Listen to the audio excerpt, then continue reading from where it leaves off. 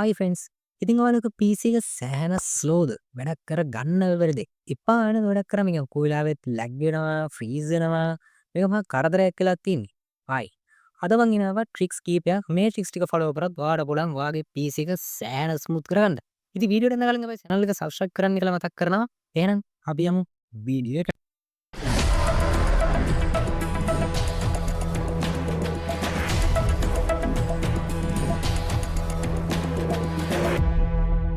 ඉතින් පළවෙනි ට්‍රික් එක තමයි virtual RAM එක වැඩි කරගන්න එක. ඉතින් සාමාන්‍යයෙන් ඔයාගේ PC එකේ තියෙන 2GB 4GB වගේ RAM එකක් නම් ඔයා වැඩිපුර softwares open කරනකොට lag වෙනවාට බලා ගන්න පුළුවන්. ඉතින් මෙන්න මේකට උදව්වක් විදිහට තමයි අපි මේ virtual RAM එක වැඩි කරගන්නේ. මේ virtual RAM එක වැඩි කරගත්තන් පස්සේ ඔයාට ඒ විදිහට ඔයාට වැඩිපුර applications open කරනකොට මේ lag වෙන ගතිය ඔයාට අඩු වෙනවා බලා ගන්න පුළුවන්. ඉතින් එහෙනම් බලමු කොහොමද ඔයාගේ virtual RAM එක වැඩි කරගන්නේ කියලා. ඉතින් මේකට ඔයාලට කරන්න තියෙනවා වගේ Windows key එකයි R key එකයි එකපාර press කරන්න. එතකොට මේ run dialog box එක open වෙනවා. මේක ඔයා type කරන්න ඕනි sysdm.cpl කියලා type කරගන්න. ඊට පස්සේ enter කරගන්න. එතකොට ඔයාලට මෙන්න මේ system properties කියන window එක බලා ගන්න පුළුවන්. මේ window එක ඔයා යන්න ඕනේ මෙන්න මේ advanced කියන tab එකට. මේ tab එකට ගියන් පස්සේ performance කියන section එක ඔයාලට settings කියලා බලා ගන්න පුළුවන්. මේ settings කියන එක click කරපුවාම performance option කියන window එක බලා ගන්න පුළුවන්. මේ window එක ඔයාලට advanced කියලා tab එක බලා ගන්න පුළුවන්. මේ advanced කියන tab එකට යන්න එතන ඔයාලට මේ virtual RAM කියන එක බලා ගන්න පුළුවන්. මෙතන මේ change කියන button එක click කරන්න. එතකොට මෙන්න මේ virtual memory කියන window එක open වෙනවා. ඉතින් මෙතන තමයි මුලින්ම කරන්න ඕනේ මෙන්න මේ automatically manage page file size කියන එක untick කරන්න. ඊට පස්සේ මෙන්න මේ custom size කියන එකට tick එක දාගන්න. දැන් ඔයාලට මෙතන initial size සහ maximum size කියලා blanks දෙකක් තියෙනවා fill කරන්න. ඉතින් මේ දෙක fill කරන්න කලින් ඔයා දැනගන්න ඕනි ඔයාගේ physical RAM එක කීයද කියන එක. ඒ කියන්නේ ඔයාගේ PC එකේ RAM එක කීයද කියන ඔයා දැනගන්න ඕනි. ඉතින් මේක ඔයා දන්නේ නැත්නම් ඔයාලට පුළුවන් task bar එකට ගිහිල්ලා ඒක right click කරලා task manager එකට යන්න. task manager එකේ මෙන්න මේ performance කියන tab එකේ ඔයාලට මෙන්න මේ memory යටතේ ඔයාගේ RAM එක කීයද කියන එක බලා ගන්න පුළුවන්කම තියෙනවා. හරි. ඉතින් දැන් අපි බලමු කොහොමද මේ initial size එක සහ maximum size එක ගණනය කරගන්න කියලා. ඉතින් මේකට අපි calculator එක open කරගන්න. calculator එක මුලින්ම කරන්න ඕනේ අපි මේ initial size එක මුලින්ම හදාගමු. දැන් මගේ මේ වෙලාවේ තියෙන්නේ 8GB RAM එකක්. මම ඒ හින්දා මේ 8 කියන එක වැඩි කරනවා 1024. ඔයාගේ තියෙන 4GB RAM එකක් නම් ඔයා 4 වැඩි කරන්න 1024යි. 2GB RAM එකක් නම් ඒත් ඔයා 2 වැඩි කරන්න 1024යි. 1024න් වැඩි කරලා ඒ එන උත්තරේ මම වැඩි කරනවා 1.5. 1.5න් එතකොට මට එන 12288 කියලා වැලියු එකක් බලා ගන්න පුළුවන්. ඉතින් ඔයාට එන වැලියු එක ඔයා මෙන්න මෙතන ටයිප් කරගන්න ඕනි. ඊට පස්සේ maximum size එක ගණනය කරගන්න ඕනි. ඔයාට පුළුවන් මෙන්න මේ 8 කියන වැලියු එක දැන් මගේ නම් මේලා 8GB RAM එකක් නේ තියෙන 8 වැඩි කරනවා කලින් වගේම 1024න් වැඩි කරන්න ඕනේ. 1024න් වැඩි කරලා එන එක 3න් වැඩි කරන්න. එතන මට 24576 කියන වැලියු එක බලා ගන්න පුළුවන්. මේ වැලියු එක මේ විදිහට සෙට් කරගන්නවා. ඊට පස්සේ මෙන්න මෙතන set කියන බටන් එක ක්ලික් කරගන්න.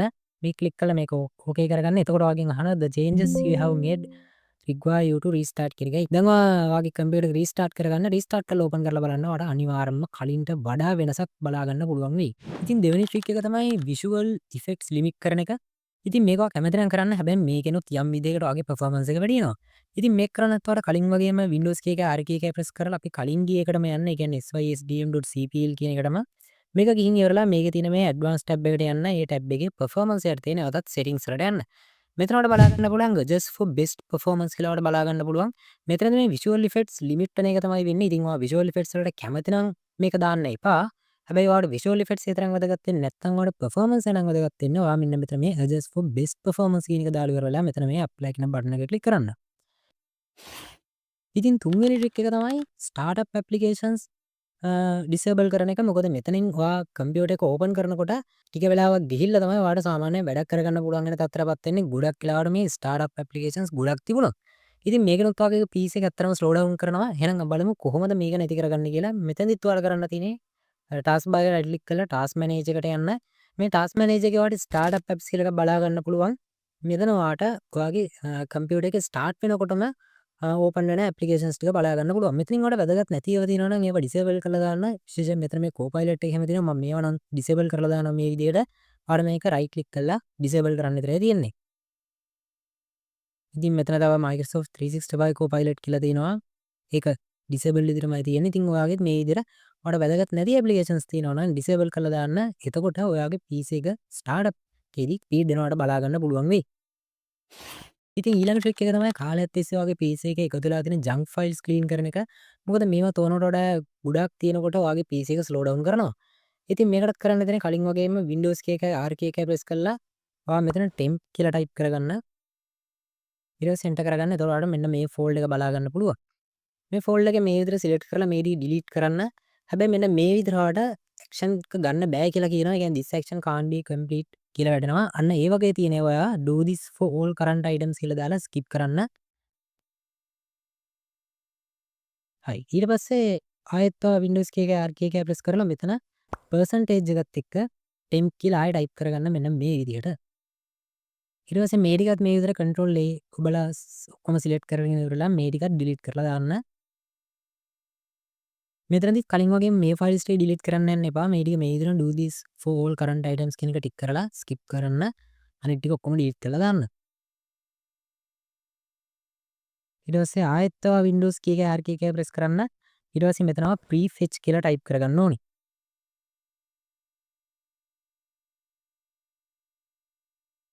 දැන් ඔයාලට මෙන්න මේ ෆෝල්ඩර් එක බලා ගන්න පුළුවන්. මේ ෆෝල්ඩර් එකත් ඔයා අර විදිහට සිලෙක්ට් කරලා delete කරගන්න.